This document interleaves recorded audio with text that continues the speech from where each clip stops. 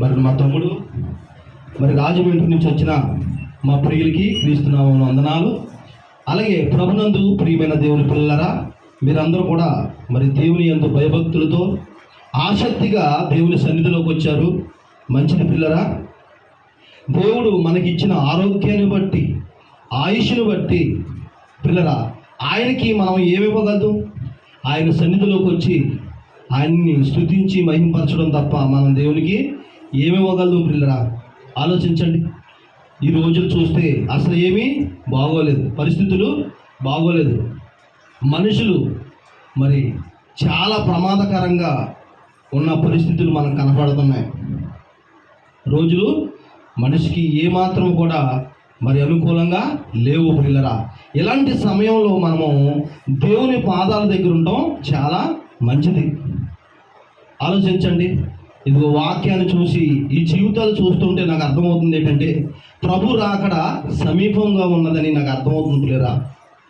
ఒక అద్భుతమైన పాఠాన్ని చదువుకుంటూ ముందుకు వెళ్దాం. సామెతల గ్రంథము 27వ అధ్యాయము 1వ వచనం చదువుకుంటూ ముందుకు వెళ్దాం పిల్లరా.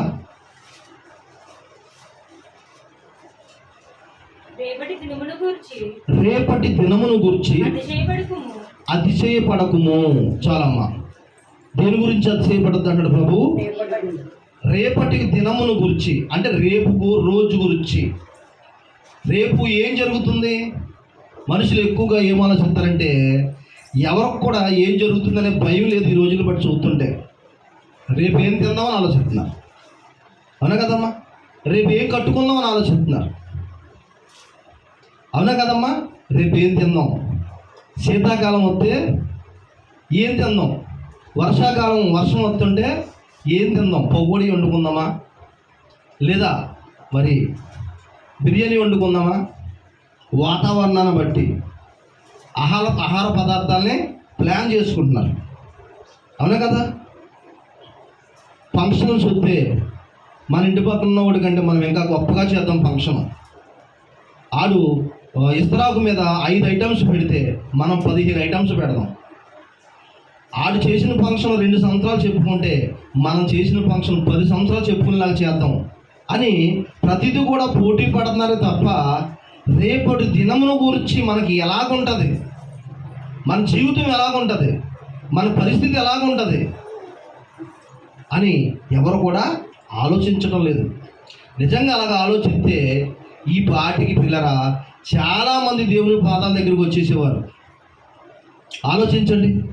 యూట్యూబ్ ఛానల్ చూస్తుంటే ఒక ఆవిడ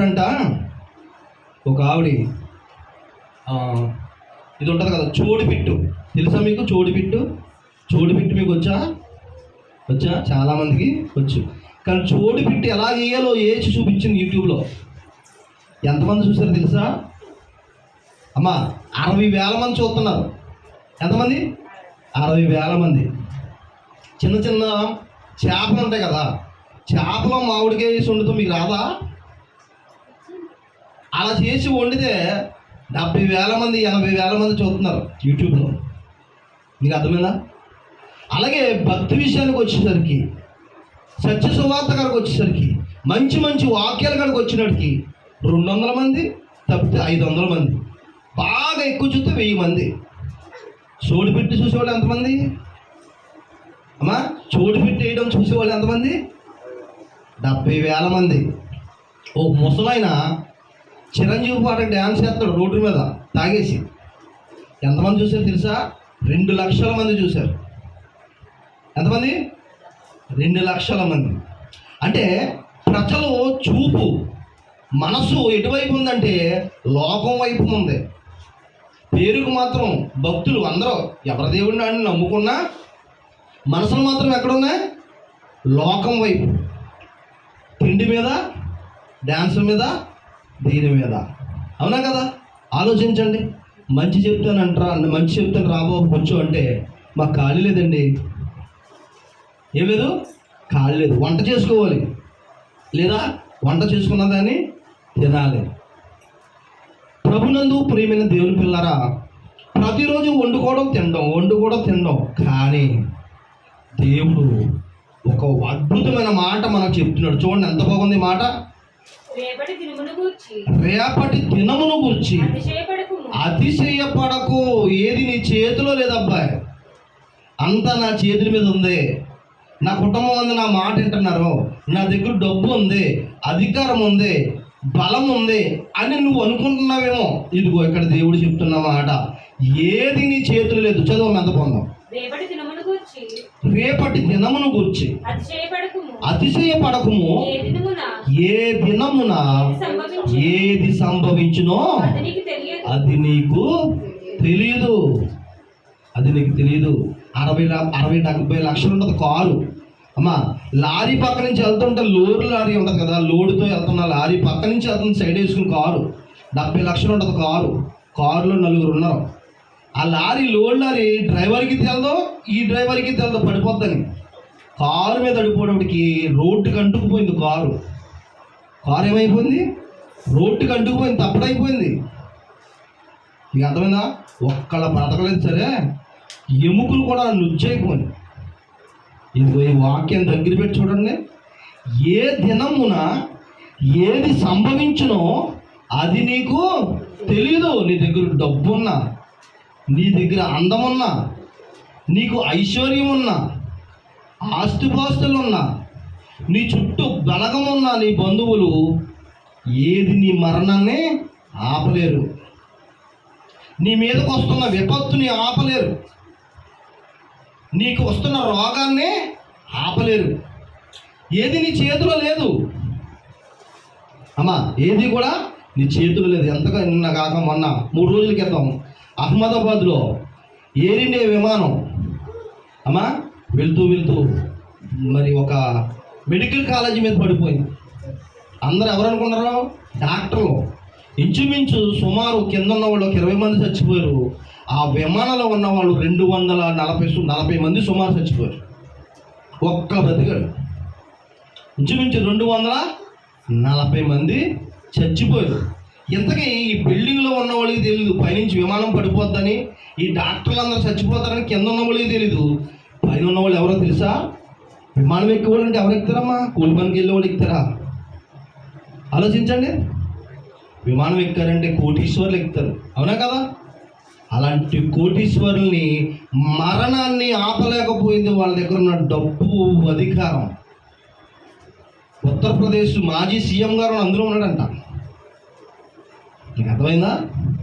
ఆలోచించండి పిల్లరా. డ్రైవర్ కూడా తప్పించడానికి చాలా ప్రయత్నం చేశాడు. ఆ విమానంలో ఉన్న డ్రైవర్, ఆయన వల్ల అయిందా?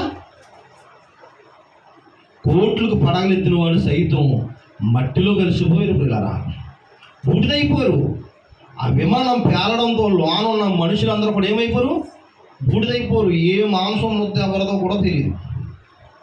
బట్టలను బట్టి, బటన్స్ని బట్టి, టికెట్లను బట్టి ఎంత ప్రయోగం చేస్తున్నారో ఆ బాడీ ఎవరిదో తెలవడానికి. ఆ శవం ఎవరిదో తెలియడానికి చాలా కష్టపడుతున్నారు. మొక్కలేరి మూట కడుతున్నారు. ఆలోచించారా? ప్రతిదీ మన చేతిలో ఉంది. నేనేం చెప్తే జరుగుతుంది. నేనేం తింటే నా కుటుంబం నేనేం చెప్తే తింటున్నారు. నా దగ్గర బలం ఉంది, అందం ఉంది, ఆస్తి ఉంది అని అనుకుంటున్నావేమో. ఏది నిన్ను ఆపలేదు. ఏది నీ మరణాన్ని ఆపలేదు. జనన మరణాలు దేవుని చేతిలో ఉన్నాయి, యెహోవా చేతిలో ఉందని వాక్యం చెప్తుంది పిల్లరా. అందుకో చెప్తుంది చూడండి. రేపటి దినమును గూర్చి అతిశయపడకము. ఏ దినమున ఏది సంభవించునో అది నీకు తెలుసా? తెలీదా? తెలీదు. ఆలోచించండి పిల్లరా. ఇదే బ్రతుకున్నాం, ఇదే మన రోజు. రేపటి దినం ఎలా ఉంటుందో తెలియదు. పోనీ మనం బాగున్నామంటే మన వెనకాల బాగుంటుందని గ్యారంటీ ఉందా? ఆలోచించండి. అందుకే అంటాడు దేవుడు, ప్రాణం ఉండగా పిల్లరా దేవుని పాదాలు పట్టుకుని విడిచిపెట్టకూడదు. మనకి దేవుడే దిక్కు. చూసారా? కోట్లకు పడగలెత్తిన వాడు సైతం విమానాలు ఏమైపోరు? ఊడిదైపోయారు. కింద ఉన్న చచ్చిపోయారు. డాక్టర్లు ఉన్నారు కదా, మెడికల్ కాలేజీ డాక్టర్లు, ట్రైనింగ్ డాక్టర్లు.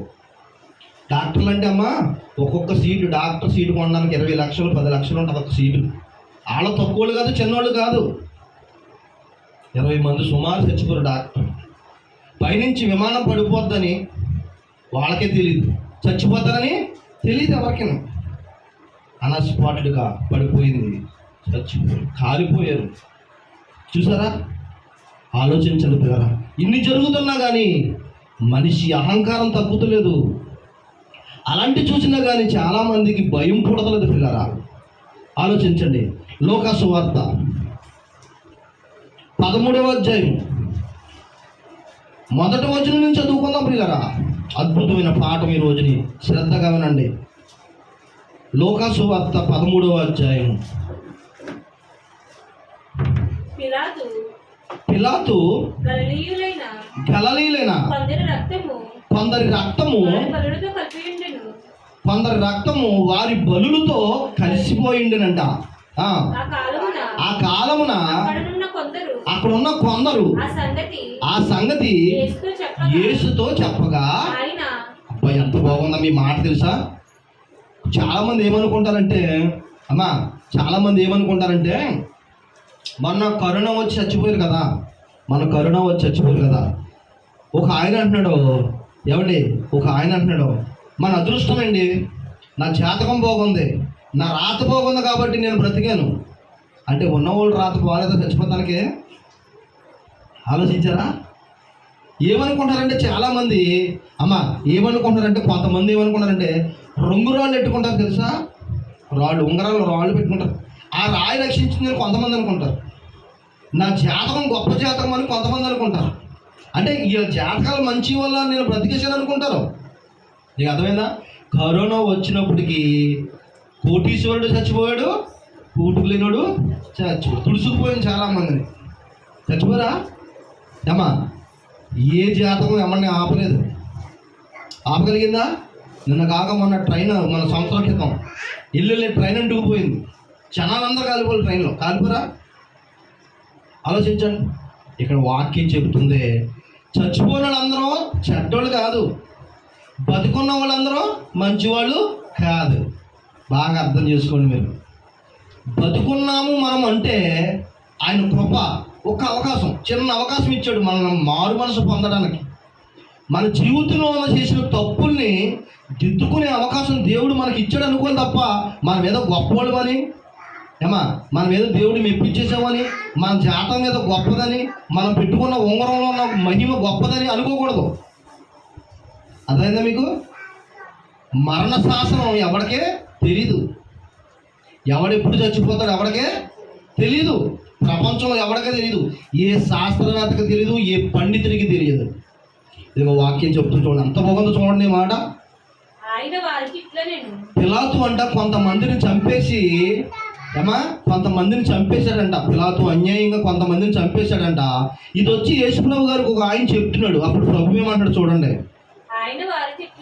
ఆయన వారితో ఇట్లనెను, ఈ గలిలయులు మళ్ళీ ప్రశ్నించదమ్మా. పిలాతు గలిలయులైన కొందరి రక్తము వారి బలులతో కలిపి ఉండెను. ఆ కాలమున అక్కడున్న కొందరు ఆ సంగతి యేసుతో చెప్పగా, ఆయన వారితో ఎట్లని చెప్పెను, ఈ గలిలయులు అట్టి హింసలు పొందినందున వారు గలిలయులందరికంటే పాపులని మీరు అనుకుంటున్నారా? బాగా ఆలోచించండి. అద్భుతమైన పాఠం. పిలాతు కొంతమందిని చంపేశారు కదా. పిలాతు కొంతమందిని చంపేసినప్పుడు ఈయన వచ్చి పిలాతు కొంతమందిని చంపేశాడని యేసుప్రభు గారు చెప్తున్నాడు. అక్కడ ఉన్న వాళ్ళందరూ ఏమనుకుంటున్నారంటే వాళ్ళ మనసులో నాకు తెలిసి చచ్చిపోయిన వాళ్ళందరూ దుర్మార్గులు, పాపులు అనుకుంటున్నారు. ఇప్పుడు కూడా చాలామంది అలాగే అనుకుంటున్నారు. ఏదైనా యాక్సిడెంట్ జరిగింది అనుకోండి, ఆడి దుర్మార్గుడు కాబట్టి అలా చచ్చిపోయాడు, ఆడి కర్మ, ఏ జన్మలో చేసుకున్న పాపం, ఇలాగా మనుషులు నోటుకొచ్చినట్టు మాట్లాడేస్తూ ఉంటారు. ఏ జన్మలో చేసుకున్న పాపము ఆడికి పాలిట శాపం అయిపోయింది అనుకుంటారు. మీకు అర్థమైందా? ఏదన్నా యాక్సిడెంట్ అయిందనుకోండి, ఆడు ఏదో పాపం చేసేది అందుకే చచ్చిపోయాడు అనుకుంటారు. మరి కరోనాలో చచ్చిపోయిన వాళ్ళందరూ పాపం చేసినట్టేనా? ఆలోచించండి, బాగా ఆలోచించండి. ఎక్కడ కూడా అలాగే జరిగింది. యేసుప్రభు గారి దగ్గరికి వచ్చి అంటున్నాడు, కొంతమందిని పిలాతు చంపేశాడు అన్యాయంగా, వాళ్ళందరూ పాపులు అనుకుంటున్నారా మీరు? ఎంత బాగుంది చూడండి, ఎంత చదువమ్మా.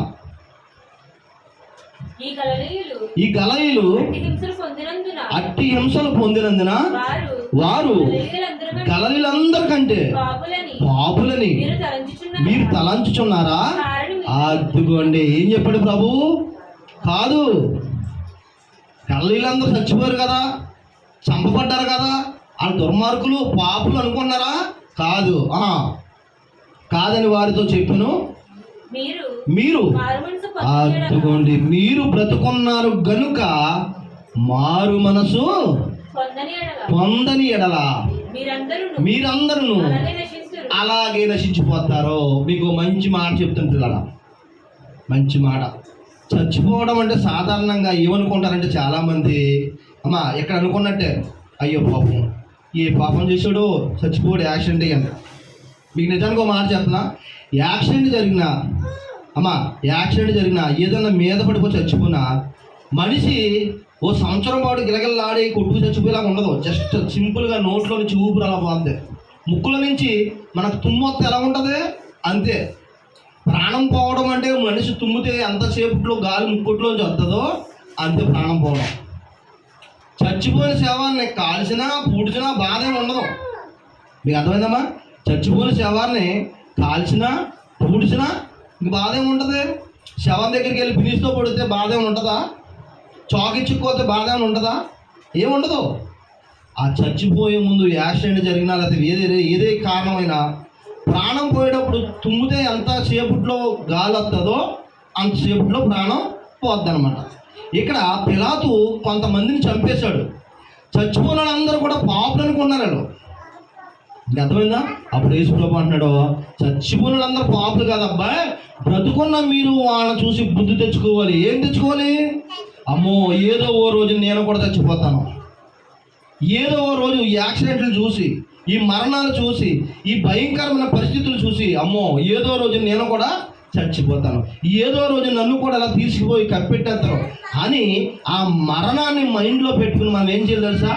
మారు మనసు పొందాలి, బుద్ధి తెచ్చుకోవాలి. ఏం తెచ్చుకోవాలి? బుద్ధి తెచ్చుకోవాలి. అమ్మో దుర్మార్గంగా బ్రతకూడదు, నా ఆస్తి, నా డబ్బు, నా అందం, నా కుటుంబం, నా బలగం నన్ను నా మరణాన్ని ఆపలేవు అని లేని వారికి సహాయపడేలాగా ఉండాలి. మంచి పనులకు ముందుకు రావాలి. మన బ్రతుకుని మన తప్పుని సరిదిద్దుకోవడం అంటే ఏంటి? బుద్ధి తెచ్చుకోవడం అంటే ఏంటి? ఇంతకుముందు చెడుగా బ్రతికాం కాబట్టి ఇప్పుడు బుద్ధి తెచ్చుకుని దేవుని పాదాల దగ్గరికి రావాలి, మంచి పనులకు ముందుకు రావాలి, లేని వారికి సహాయం చేయాలి. పిల్లరా, సినిమా యాక్టర్లు ఎంతమంది ఉన్నారమ్మా? చాలామంది ఉన్నారు, కోటీశ్వరులు ఉన్నారు. అందులో కొంతమంది గుండా ప్రశ్నలకి డబ్బు సహాయం చేసేవాళ్ళు ఉన్నారా? కొంతమంది డబ్బుని కూడగట్టుకునే వాళ్ళు ఉన్నారు. కొంతమంది తమ కష్టాన్ని పేద ప్రజలకే ఖర్చు పెట్టేవాళ్ళు ఉన్నారు. అలాగా డబ్బున్న వాళ్ళు అయితే లేని వారికి సహాయం చేయాలి. మరి మా దగ్గర లేదు కాదు. ఏంటంటే ఎంత ఉంటే అంత సహాయపడాలి ఎదుటివాడికి. అందుకే ప్రభు అన్నమాట అద్భుతమైన బైబిల్ మాటలు చాలా అద్భుతమమ్మా. దేవుడు చెప్పిన మాట మనిషికి తూచా తప్పకుండా చేస్తే చాలా మంచిది సమాజానికి. నిన్ను వలె నీ పొరుగు వారిని ప్రేమించమన్న మాట మన దగ్గర అంత అన్నం ఉంది అనుకోండి, నిజంగా మన ఇంటి పక్క కూడా మన ఫ్రెండ్ లేనోడు వచ్చాడు అనుకోండి, అందులో అడిగి ఒక్క ముద్ద పెడితే చాలా, ఇంత అన్నమే ఉంది, ఇంత అన్నంలో ఒక ముద్ద ఆడికి పెట్టావంటే నువ్వు వాడిని ప్రేమిస్తున్నావు కాబట్టి వాడికి నువ్వు పెట్టావు. ఆడు వచ్చాడు వాడికి టేపు తిరిగేసి తిన్నారనుకో, ఎలా ఉంటుంది ఆలోచించండి.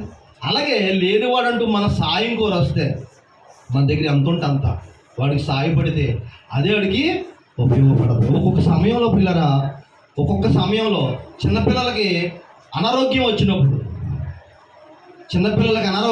జ్వరం వచ్చినప్పుడు చాలామంది డబ్బులు ఉండవు, లేకపోతే ఇంటి పక్క వాళ్ళని ఎవరో ఒకరు మనం తెలుసున్న వాళ్ళని అడిగి 100 ఉంటే ఎవరా, 200 ఉంటే ఎవరా, పిల్లకి ఇంజెక్షన్ చేయించాలి, పిల్ల జ్వరంతో బాధపడుతుందని అడుగుతూ ఉంటారు.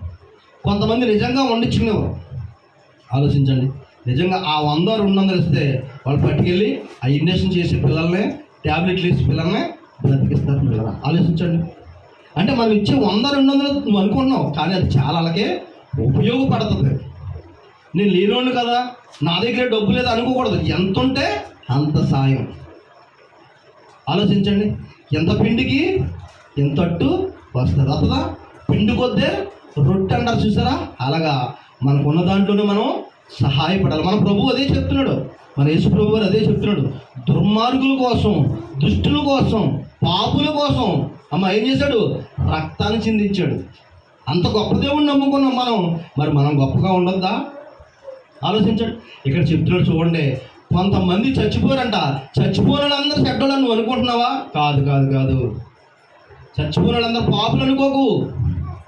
మరణం అనేది మంచివారికి వస్తుంది, చెడ్డవారికి వస్తుంది. చచ్చిపోయిన వాళ్ళందరూ మంచోళ్ళు అనుకోకు, అలాగని చచ్చిపోయిన వాళ్ళందరూ చెడ్డోళ్ళని అనుకోకు. చదువు ఎంత కిందకి. మరియు సిలోయాములోని గోపురము పడి చచ్చిన, మరియు సిలోయాములోని గోపురం పడి చచ్చిన 18 మంది ఉన్నారంట. యెరూషలేములో కాపురం ఉన్న వారందరికంటే అపరాధులు అనుకుంటున్నారా మీరు? ఓ గోపురం ఉందంట, ఆ గోపురం పడిపోయిందంట. పిల్లల ఎంతమంది చచ్చిపోరంట? ఎంతమంది చచ్చిపోరు? 18 మంది చచ్చిపోరంట. బాగా ఆలోచించాలి, నేను చెప్పేది కొద్దిసేపే. ఈ కొద్దిసేపు మీరు వాక్యాన్ని వినాలి. సిలోయం అనే ఊర్లోనంట గోపురం పడిపోయి 18 మంది చచ్చిపోయారంట. ఇలా ఏమనుకుంటున్నారు? గోపురం పడిపోయిందంటే ఎంత దుర్మార్గులు అయిపోయి ఉంటారో, గోపురం పడిపోయి చచ్చిపోయి ఉంటారో అనుకుంటారు కదా.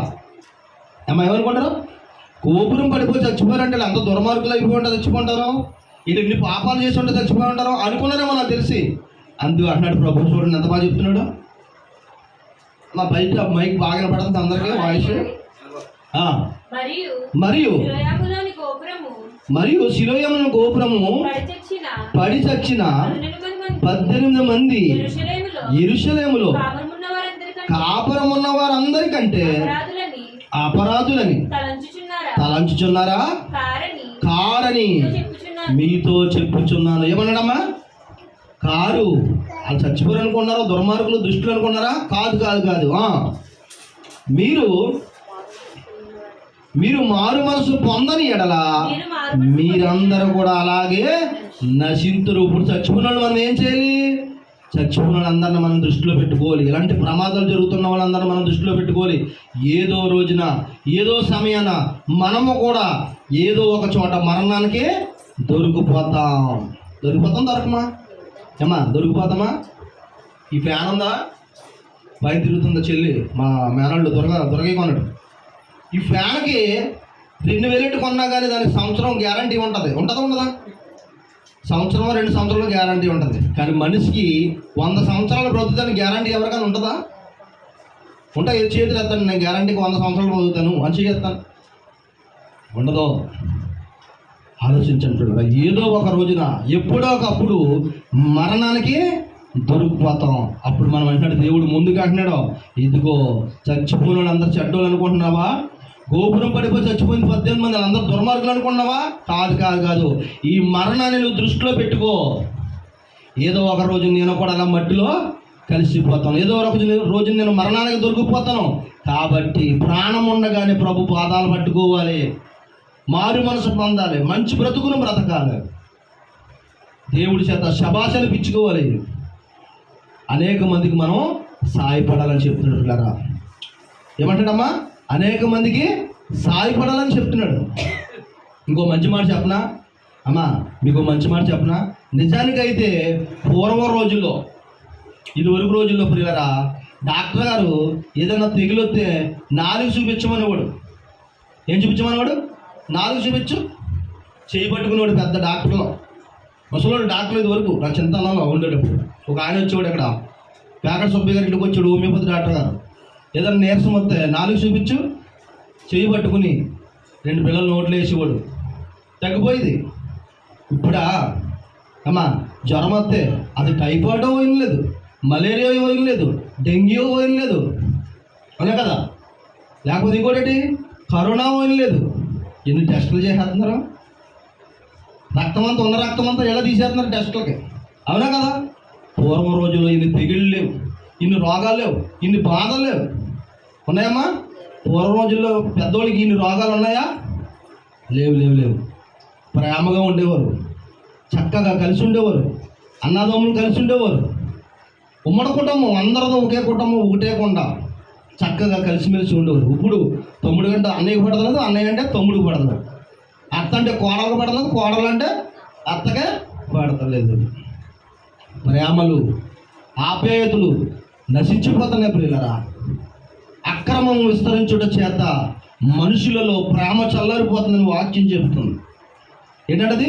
అక్రమము విస్తరించుట చేత మనుషుల్లో ప్రేమ చల్లారిపోతుందంట పిల్లరా. ఆలోచించండి. మనం వాక్యం వల్ల మనం ఏం చేయాలంటే ఇలాంటి మాటలు మనం నేర్చుకుని, ఇలాంటి మాటలు మనం నేర్చుకుని కుటుంబంలో ఎవరికైనా దెబ్బలాట్లు వచ్చినా, మన ఇంటి పక్కలకు ఎవరైనా ఇబ్బందుల్లో ఉన్నా మనం ఏం చేయాలి? సాయపడాలి. ఎందుకని? మనం వాక్యం విన్నాం కాబట్టి, మనం క్రైస్తవులం కాబట్టి, మనం ప్రార్థనకి వెళ్తున్నాం కాబట్టి. అంతే తప్ప ఓ పుల్ల మాట అడిగేసి వాళ్ళ దెబ్బలాట మనం పెట్టిలాగా ఉండకూడదు. దెబ్బలాడుకుంటుంటే మనం విడదీసి ఎందుకు వచ్చిన గొడవలని సర్ది చెప్పేలాగా ఉండాలి తప్ప మనం పుల్లేసి ఆ మంటను ఇంకా పెద్దదే చేయకూడదు. ఎందుకంటే మనం దేవుడిని నమ్ముకుంటున్నాం. యేసు ప్రేమ మనలో ఉంది కాబట్టి మనం చాలా జాగ్రత్తగా ఉండాలి ప్రియరా. ఇప్పుడు బ్రతుకుతున్న వారి కంటే పూర్వం బ్రతికిన వారు మంచివారు, ఆరోగ్యంగా ఉండేవారు. చూడండి వాక్యం చెప్తుంది, అంత బాగా చెప్తుంది. చూడండి ప్రసంగి గ్రంథం 4వ అధ్యాయం 2వ వచనం ప్రియరా, త్వరగా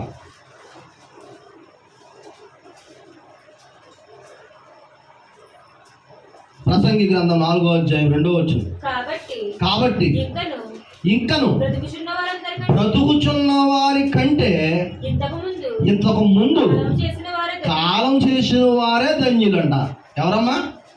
ఇప్పుడు మనం బ్రతుకుతున్నాం కదా, ఇప్పుడు బ్రతుకుతున్న వారి కంటే ఇంతకు ముందు పెద్దలు ఉన్నారు చూసారా, వాళ్ళు చనిపోయారు. కానీ మంచి మనసుతో చనిపోయారు, మంచి సాక్ష్యంతో చనిపోయారు.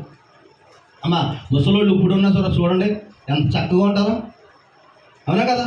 పెద్దోళ్ళు నిజంగా చాలామంది ఇప్పుడు పెద్దోళ్ళు లేరు, ముసలోళ్ళు లేరు. ఇదివరకు ముసలోళ్ళు పిల్లలు ఎవరైనా దెబ్బలాడుకుంటుంటే తీసేవారు, వెళ్ళి గొడవలు పడకంటారా, ఎందుకు గొడవలు పెడతారు అనేవారు, మంచి మాటలు చెప్పేవారు. అలాంటి వాళ్ళు ఉన్నారు ఇప్పుడు? ఉన్నారమ్మా అలాంటి వాళ్ళు? లేరు. ఎవడు కూడా వాడిదే. హైదరాబాదు, బొంబాయి అంటే సిటీల్లో ఇంటి పక్కలతో ఒకరికొకరు మాటలు ఉండవు. ఇంకా పల్లెటూరులోకి వచ్చినవాడికి అందరూ ఒకరి పక్షాన ఒకరు మాట్లాడుకుంటారు. ఏదైనా చిన్న కార్యక్రమం అంటే నలుగురికి వెళ్తారు. సిటీ కల్చర్ వచ్చేసింది పల్లెటూరులో కూడా. ఇప్పుడు ఇంటి పక్క కూడా ఆడు గొడవలు పడుతున్నా, ఆడు పడిపోయి చచ్చిపోనా, పిచ్చి వచ్చి పడిపోనా, జ్వరం వచ్చి పడిపోనా, ఆడికి వెళ్ళి ఇంజక్షన్ చేస్తలేదు, టాబ్లెట్ చేద్దాం కూడా ఎంత లేదు. అవునా కదా? ఇదిగో పూర్వం రోజులు చూడండి ఎంత బాగా చెప్తున్నాడు. కాబట్టి ఇకను బ్రతుకుచున్న వారి కంటే ఇంతకు ముందు కాలం చేసిన వారు ధన్యులు అనుకుంటుని, ఇకను పుట్టని వారు సూర్యుని క్రింద జరుగు అన్యాయపు పనులు చూసి ఉండని హేతువు చేత ఈ ఉభయుల కంటే వారే ధన్యులు అంటండి. మీకు అర్థమైందా? బాగా ఆలోచించండి. ఇప్పుడున్న రోగాలు ఎన్ని తెగిళ్ళండి బాబు, అసలు నిజంగా అంతు చిక్కని తెగుళ్ళు, అంతు చిక్కని రోగాలు. ఆలోచించండి. కానీ ఇంతకు ముందు ఇన్ని రోగాలు లేవు, ఇన్ని బాధలు లేవు, ఇన్ని ఇబ్బందులు లేవు. ఇన్ని ఇబ్బందులు లేవు. చక్కగా భార్యాభర్తలు ఇద్దరు గొర్రెలోకి వెళ్ళి 2 పుల్లల కట్టలు తెచ్చినారు, పుల్లలు అమ్ముకుని ఆ వచ్చిన సేరు బియ్యంతో భార్యాభర్తలు ఇద్దరు సంతోషంగా తిని బ్రతికేవారు. ఇప్పుడు డబ్బు పెరిగిపోయింది, విడాకులు పెరిగిపోయింది. అవునా కదమ్మా? భార్యాభర్తలు ఇద్దరు దెబ్బలాడుకుంటుంటే తల్లిదండ్రులు ఏమన్నారో, దానికి వచ్చి అవసరం ఎక్కడి నుంచి కోయిటా డబ్బులు ఇస్తాను, నీకు కోయిట వెళ్ళిపోతుంది అన్నారు. కోయిటా పంపిద్దాం చూస్తున్నారు తప్ప భార్యాభర్తలు ఇద్దరినే సరి చేసి కాపురాన్ని పంపుతాకి చూస్తలేదు. అవునా కదమ్మా? నిజమని అని కాదా? భార్యాభర్తలు దెబ్బలాడుకుంటే తల్లిదండ్రులు ఏం చేయాలి? సమాధానపరచాలి, నష్టపరచాలి. నువ్వు వచ్చి ఎక్కడి నుంచి కోయిటా పంపుతాను, నెల 30,000 నాకు పంపుతుంది, కానీ వీళ్ళు బాధ చేయాలి. ఆడ ఎలా పోయినా పర్లేదు. ఆలోచించారా? పెద్దోళ్ళు పూర్వకాలం మంచోళ్ళు ఉండేవారండి, అన్నీ ఆలోచించేవారు. అందుకే అంటాడు దేవుడు, ఇప్పటి కాలం చేసిన వారి కంటే, ఇప్పుడు బ్రతుకుతున్న వారి కంటే పూర్వం కాలం చేసిన వారే మంచివారు, ధన్యులు. మంచి మనసు ఉండేది, మంచి ఆరోగ్యం ఉండేది, మంచి భోజనం ఉండేది. మంచి భోజనం ఉండేది. ఇప్పుడు మాట్లాడితే పలవా నూడిల్స్ అంటారు. వాళ్ళు సద్దానం తిని ఉల్లిపాయ తిని బ్రతికేసేవారు. ఏం తినేవారు? సల్దానం తినేసి, సల్దానం పెరిగేసి గెంజిలో ఉల్లిపాయ నంచుకు తినేసేవారు. ఇప్పుడు బిర్యానీ, జాయింట్ బిర్యానీ, నూడిల్స్. అవునా కదమ్మా? చిన్న మన పుట్టాగా అక్కడ ఉన్నాడు, అంత పుట్టాడు, ఆడికి నూడిల్స్ కావాలంట. నాన్న చెప్తున్నాడు, మీ పిల్లడు ఏం తింటాడంటే సాయంకాలం డైలీ నూడిల్స్ తినంట, అన్నం తింటలేదంట. ఇంకా ఆడెంత ఉన్నాడు, 2 సంవత్సరాల పిల్లడు. ఏం పెడతారంట? నూడిల్స్. అలవాటు చేశారు. ఆడు ఇప్పుడు నుంచే నూడిల్స్ అయితే ఇంకేమైపోతాడు ఆలోచించారా? అలాంటి ఆ నూడిల్స్లో ఆ ఫ్రైడ్ రైస్లో ఎలాంటి నూనెలు వాడతారు తెలుసా? ఆలోచించండి. ఆ సర్దానం నిజంగా రాయిల్లో ఉండేవారండి ముసలోళ్ళు. వాళ్ళు 100 సంవత్సరాలు బ్రతికారంటే వాళ్ళు తిన్న తిండి అంత మంచిది, వాళ్ళ మనసు అంత మంచిది. అంతేకాదు పిల్లలు ఆ పూర్వం రోజుల్లో వాళ్ళు పండించుకుని ధాన్యం పండించుకుని అన్నం తిని కంచంలో అన్నం వేసుకుని తినే ముందు ముద్ద చుట్టుకుని పక్కన పెట్టేవారంట. దేవుడికి ప్రార్థించిన ముద్ద చుట్టి పక్కన పెట్టి అది నిజంగా వచ్చి దేవుడు తినేస్తాడని కాదు, వాళ్ళ మంచి మనసు. ధాన్యం పండించేవారు, ముందుగా దేవుడికి 4 బస్తాలు తీసి పక్కన పెట్టేవారు. ఆలోచించండి, ఏ పంట వచ్చినా ముందు దేవుడు తీసి పక్కన పెట్టేవారు. అన్నం తినేటప్పుడు ముద్ద చుట్టి మొదట ముద్ద ప్రార్థన చేసుకుని పక్కన పెట్టేవారు. అంటే వాళ్ళ మనసు ఎంత గొప్పదో చూడండి. వాళ్ళ మనసు గొప్పదే, వాళ్ళ ఆలోచన గొప్పదే, వాళ్ళు తినే తిండి గొప్పదే, దేవుడు వాళ్ళకి ఇచ్చిన ఆరోగ్యం కూడా గొప్పదే. ఇప్పుడు చూడండి ఎన్ని రోగాలు, నిజం. చిన్న వయసులో హార్ట్ అటాక్లు, చిన్న వయసులో పెరాలసిస్ స్ట్రోక్స్, చిన్న వయసులో 70-80 సంవత్సరాలు రావాల్సిన హార్ట్ అటాక్ పెరాలసిస్ ఎన్ని సంవత్సరాలకు వస్తుంది తెలుసా? 35 సంవత్సరాలకు వచ్చేస్తుంది, 40 సంవత్సరాలకు వచ్చారు. చిన్న వయసులో కిడ్నీలు ఫెయిల్యూర్ అయిపోతుంది, పాడైపోతున్నాయి కిడ్నీలు. నిజం నేను చెప్పేది పిల్లరా, ఎన్ని డబ్బులు ఖర్చు పెట్టాలి ఆలోచించండి. ప్రాణం ఉండగా మనందరం ఏం చేయాలంటే దేవుని పాదాల ముందు పడిపోవాలి పిల్లరా.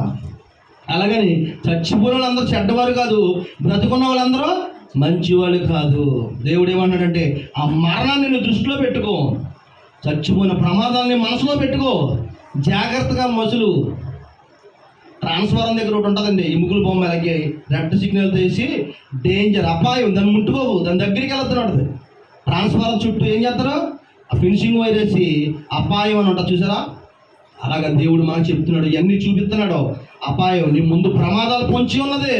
పూర్వ రోజుల్లో లేవు అలాంటి ప్రమాదాలు, ఇప్పుడు మీ ముందు ప్రమాదాలు ఉన్నాయి. ప్రతి విషయం, ప్రతి అడుగు జాగ్రత్తగా ఆచితూచి వేయండి.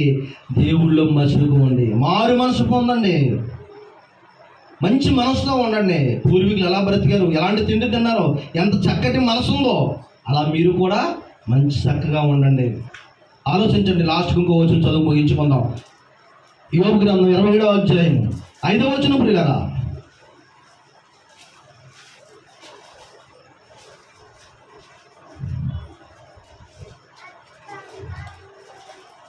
యోబు గ్రంథం 27వ అధ్యాయం 5వ వచనం. మీరు చెప్పినది న్యాయమని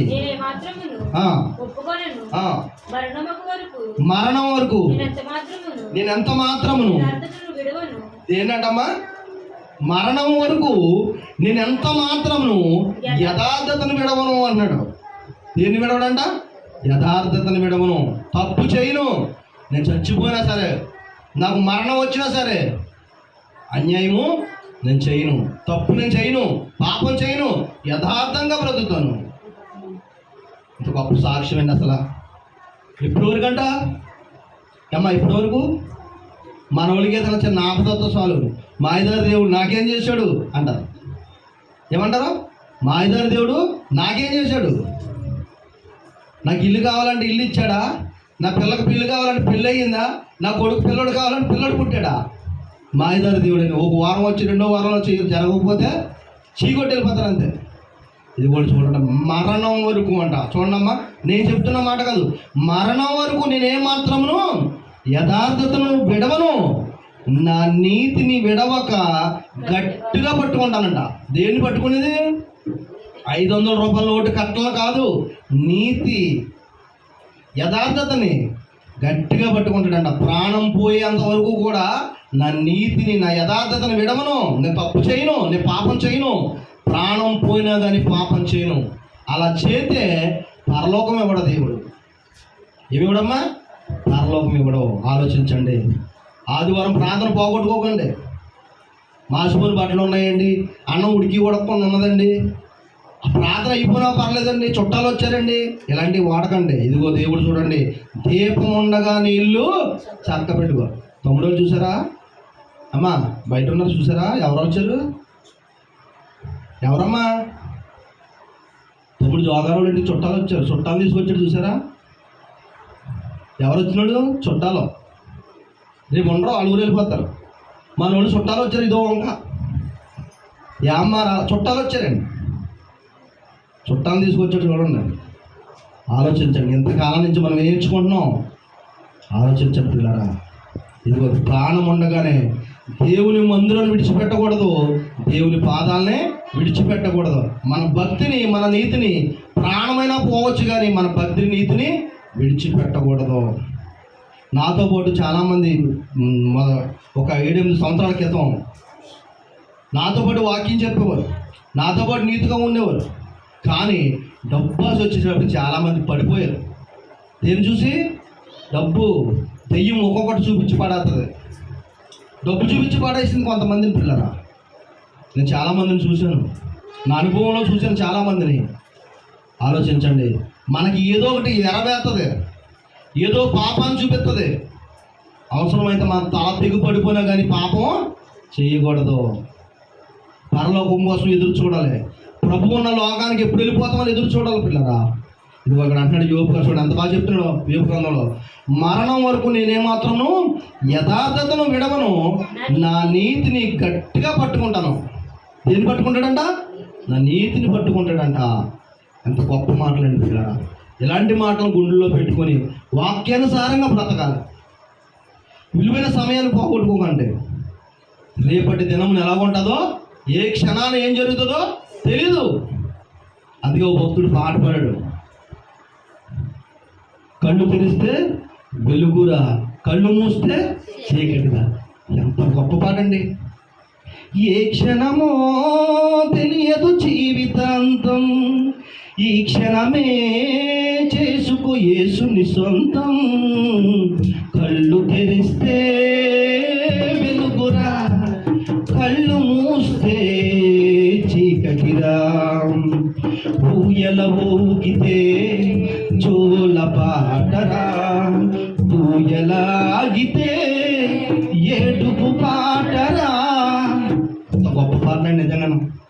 అమ్మా ఎంత గొప్ప పాటలో. పట్టు పరుగుపోయిన పొర్లిన నీవు మట్టి పరుగులో నిన్ను పెట్టక తప్పుతావు. బంగారు ఊయల ఊగిన నీవు ఎక్కడ? మట్టిలో పడుకోవడం తప్పదు. ఆలోచించండి, పట్టు పరుగుపోయిన పొర్లిన నీవు మట్టి పరుగులో నిన్ను పెట్టక తప్పదు.